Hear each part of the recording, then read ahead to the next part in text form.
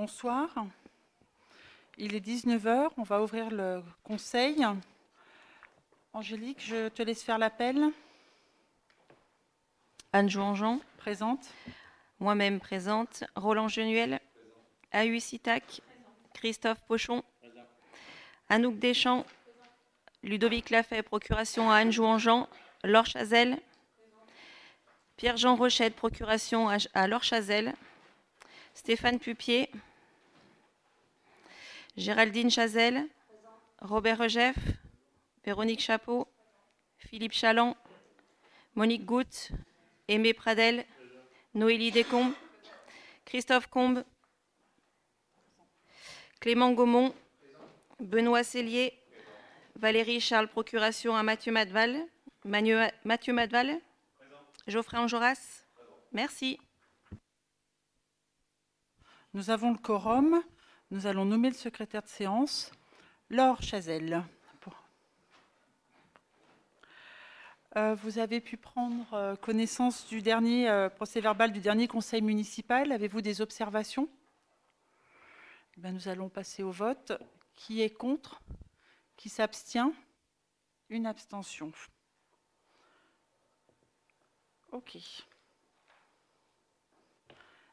Eh bien, on va pouvoir commencer. Premier point, garantie d'emprunt à l'agence France Locale. Noélie. Donc du coup, il s'agit de renouveler la garantie d'emprunt auprès de l'agence France Locale. Donc dans ce que nous devons approuver, c'est la garantie qui est accordée pour l'année 2025, que nous autorisons à Madame le maire à signer les engagements de garantie par la commune, et on autorise Madame le maire à prendre toutes les mesures et à signer tous les actes nécessaires à l'exécution de cette présente délibération. Est-ce que vous avez des questions ? Alors, nous allons procéder au vote. Qui est contre ? Qui s'abstient ? Donc à l'unanimité. OK. Point suivant, garantie d'emprunt pour Loire Habitat. Donc, dans le cadre des travaux qui concernent l'opération CADAS sur l'ancien hôpital local, la société Deux Fleuves Loire Habitat nous a demandé de nous porter garant afin de finaliser leur demande d'emprunt avec la Banque des Territoires. Donc, la commune de Bouin accorde sa garantie à hauteur de 41% pour le remboursement d'un prêt travaux de 3,4 millions et sur une période de 40 ans, et d'un prêt PLU foncier de 360 000 € pour une période de 50 ans. Donc le Conseil s'engage pendant toute la durée du prêt à libérer, en cas de besoin des ressources suffisantes pour couvrir les charges du prêt. Avez-vous des questions ? On passe au vote. Qui est contre ? Un contre. Qui s'abstient ? 4 abstentions. OK. Merci. Point suivant. Demande de subvention au département au titre de l'enveloppe territorialisée. Donc, nous avons pour projet la création d'une aire de jeu au parc de la Sablière, avec des travaux qui pourraient commencer sur le deuxième semestre. Les travaux sont estimés à 87 711 € et nous sollicitons le département sur l'enveloppe territorialisée pour un montant de 50 000 €. Donc, il resterait à la charge de la commune 37 711 €. Avez-vous des questions ? Eh bien, nous allons passer au vote. Qui est contre ? Qui s'abstient ? Merci pour cette unanimité. Point 4. Demande de subvention au département au titre de l'enveloppe de solidarité. Donc, nous avons un certain nombre de travaux sur les bâtiments communaux et nous avons possibilité de demander une subvention au titre de cette enveloppe de solidarité. Le coût des travaux est d'un montant de 31 000 € et nous pouvons demander une enveloppe, une subvention à hauteur de 7 000 €. Le financement pour la commune serait alors de 24 015 €. Avez-vous des questions ? On va passer au vote. Qui est contre ? Qui s'abstient ? Merci pour cette unanimité. Point 5. Angélique, je te laisse. Oui, donc modification des tarifs cantine suite à une demande donc, d'un parent. On va rajouter un tarif PAI, ça concernera les PAI avec contre-indication alimentaire. Et les élèves pourront bénéficier de ce tarif-là à condition qu'ils apportent le repas complet avec les conditions évidemment d'hygiène. Et le tarif est proposé à 2,10 € à partir du 1er février 2025. Est-ce que vous avez des questions? Oui. On se posait une question. Est-ce que du coup les 2,10 €, c'est pour accéder à la cantine et pour avoir un frigo dans lequel on conserve le repas? Et si c'est le cas, pourquoi pas le proposer gratuitement, tout simplement? Parce que dans le cadre d'un pays, ils n'ont pas choisi d'être victimes de... C'est souvent pour des allergies, je suppose, là. Tout à fait. Alors effectivement, c'est bien pour avoir accès à la cantine. Et en fait, on offre aussi un service de surveillance et de personnel qui est là aussi, voilà, avec chauffage et enfin, électricité, etc. Donc c'est pour ça qu'on ne fait pas une gratuité. On aurait combien d'élèves Alors pour l'instant, ça concerne un élève et peut-être 2. Pour 1 ou 2 élèves qui sont victimes d'une forme de handicap, puisque c'est une pathologie, on ne pourrait pas faire l'effort de leur proposer juste la gratuité? C'est pas possible en termes à de l'heure finances? actuelle, on a 2 enfants, mais au fur et à mesure, si on a plusieurs enfants, voilà, ça permet aussi de ne pas faire une gratuité complète parce qu'il y a quand même un service derrière. Donc c'est pour ça qu'on a fait la moitié du tarif. Un repas est à 4,20 €. C'est pour ça qu'on a délibéré en fait pour un tarif à 2,10 €. Ils sont pris en charge, ils sont gardés. C'est les adultes qui gèrent les repas dans les frigos. Ça reste sous la responsabilité d'un adulte. Donc, Parce qu'en fait, il y a vraiment une prise, il y a vraiment une prise de température au niveau des repas aussi qu'on amène, parce que les parents, en fait, s'il y a vraiment des conditions d'hygiène, le parent, quand il emmène un repas, la température doit être prise à l'arrivée pour être dans les frigos et la température prise avant le moment de servir les repas. Donc, mine de rien, c'est quand même une responsabilité. Donc, c'est pour ça qu'on ne fait pas une gratuité. Je me posais la question parce que moi je suis enseignant dans le secondaire, pas dans le primaire, et c'est vrai que dans le secondaire, dans toutes les cantines, il y a des élèves qui ont justement leur repas parce qu'ils ont des PAI justement pour tel ou tel type d'allergie, et les établissements proposent la gratuité. ils sont plus âgés. Là, il y a une prise en charge. Au contraire, ça va prendre du temps à l'agent qui va devoir gérer ces enfants-là. Oui, enfin, un CM2, Voilà. un sixième, c'est un CM2 avec 2 mois de plus, donc il n'y a pas... Enfin, je sais pas. Non, mais c'était juste une question. C'était pour un souci d'inclusion, c'est assez difficile, je Au pense. contraire, je dirais aujourd'hui, payer un tarif, il payait 4 €. Donc on propose au Ah oui, contraire de mais l'inclusion. c'est pas parce qu'il payait 4 € avant qu'on peut pas proposer la gratuité maintenant. Il y a un coût en face, il y a un coût au niveau des agents. C'est ça. D'accord. Coût qui peut pas être encaissé, du coup. Comment? C'est ça. Coût qui peut pas être encaissé pour ces élèves-là par la collectivité, c'est ça? Il doit y avoir aussi un petit peu d'équité par rapport aux autres élèves, parce que même quand on est porteur de handicap, quand on nécessite la mise en place d'un service qui est apporté, il n'y a pas complètement de raison que ce soit totalement gratuit pour les uns parce qu'ils sont porteurs de handicap et payant pour les autres, parce que le service de garderie, il est le même, qu'on soit porteur de handicap ou pas. Donc, il y a des parents qui pourraient protester parce que eux, pour leurs enfants, ils payent plein de tarifs. Bah, si.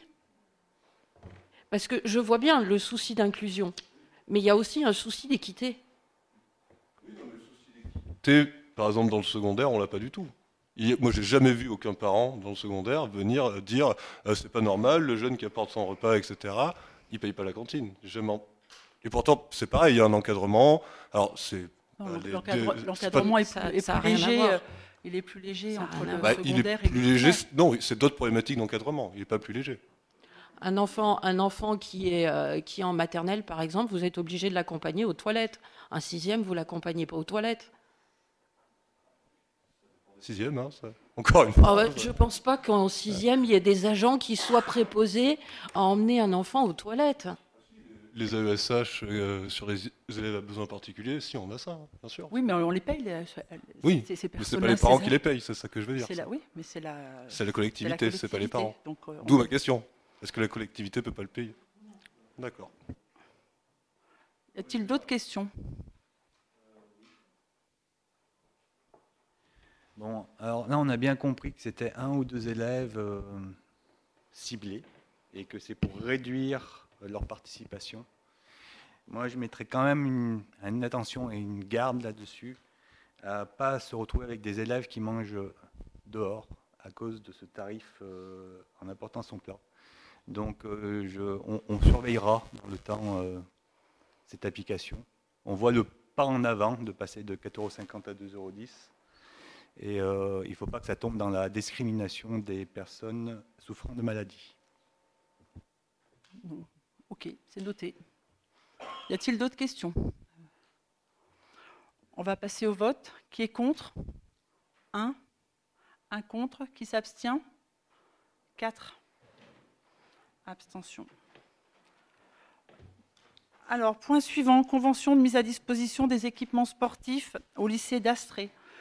Donc, nous avons depuis avril 2023 la compétence des gymnases. Jusqu'en 2023, il y avait une convention de mise à disposition des équipements sportifs entre le lycée et Loire-Forêt. Celle-ci n'a pas été rédigée entre la commune et le lycée et il est nécessaire de le faire au plus vite pour pouvoir faire la facturation de 2024 et après les suivantes. Y a-t-il des questions? On passe au vote. Qui est contre? Qui s'abstient? Unanimité. Point suivant, commission municipale. Nous avions évoqué lors du dernier conseil qu'il y avait sur les commissions des places vacantes. Sur la commission finances, un poste était disponible pour la liste de M. Gaumont. Aux affaires scolaires, une place disponible pour la liste de M. Gaumont. Et à la sécurité, 2 postes à pourvoir, un pour la liste de M. Gaumont, un pour la liste de Mme Charles. Monsieur Enjolras, vous aviez candidaté pour ces 3 commissions. Est-ce qu'il y a des candidats pour la liste de Mme Charles? Non. Ok. Moi, je propose, si vous en êtes d'accord, qu'on fasse normalement, on devrait faire un vote dans une urne. Est-ce que vous êtes d'accord pour qu'on fasse un vote à main levée? Oui? Oui, pour tout le monde? Vous le validez? Donc, pour que M. Enjolras soit membre de la commission des finances, de la commission des affaires sociales et de la commission sécurité, qui est contre? Qui s'abstient? Unanimité. Ensuite, nous avons la commission de contrôle pour les élections. Madame Chambon y participait, ainsi que Roland Januel. Madame Chambon a démissionné, donc son poste est vacant, et Monsieur Roland Januel, pour des raisons personnelles, demande à ne plus en faire partie, à ne plus siéger. Je pense que tout le monde a lu la façon dont ça se passait, le nombre de places, 3 conseillers municipaux pour la majorité, 2 conseillers pour les listes 2 et 3. Et il y a un ordre pour se présenter. Donc, Monsieur Enjolras, vous vous étiez proposé lors du conseil du 16 décembre pour reprendre ce siège. Et Géraldine s'était proposée pour prendre ce siège. Y a-t-il des questions? On passe au vote. Qui est contre? Qui s'abstient? Unanimité. Et Géraldine, je vais te laisser faire le dernier point. Adhésion à Plurelia.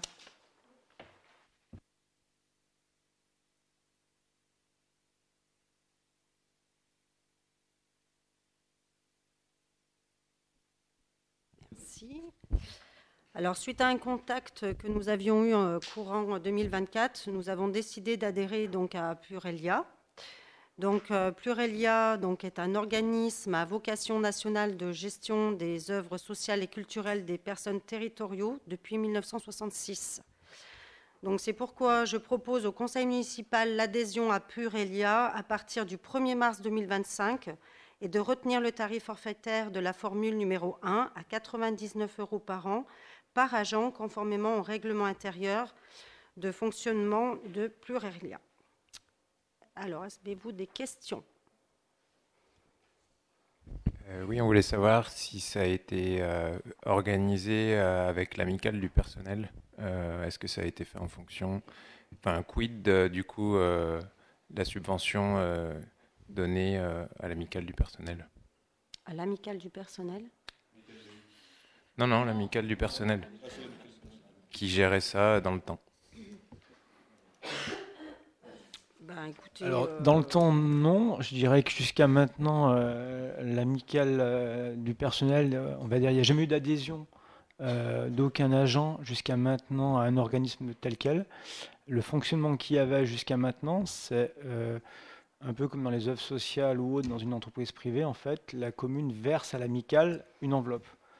Mais ça n'enlève en rien cette enveloppe. Ça veut dire que les agents bénéficieront toujours de cette enveloppe. Et en parallèle, les élus ont souhaité proposer ce service complémentaire aux agents, on va dire, par rapport, voilà, par rapport à tout ce par rapport au travail qui peut être fait par les agents. Ça permet au moins de montrer un peu de reconnaissance, en fait. Non, non, le reste, après, l'enveloppe, elle est normalisée, on ne peut pas y toucher, en fait. Merci. avez-vous d'autres questions? Qui est contre? Qui s'abstient? Merci. Unanimité. Eh bien, écoutez, je vous remercie. Il est 19h16 et là, c'est un conseil bien mené pour commencer cette nouvelle année. Et j'en profite pour ceux que je n'ai pas encore vus, pour vous souhaiter une très belle année 2025, avec avant tout la santé. C'est ce qu'il y a de plus important pour nous tous. Je pense que si on a la santé, le reste suit. Donc pour vous et vos proches, je vous souhaite une très belle année et que vos projets personnels et professionnels se réalisent. Merci, bonne soirée.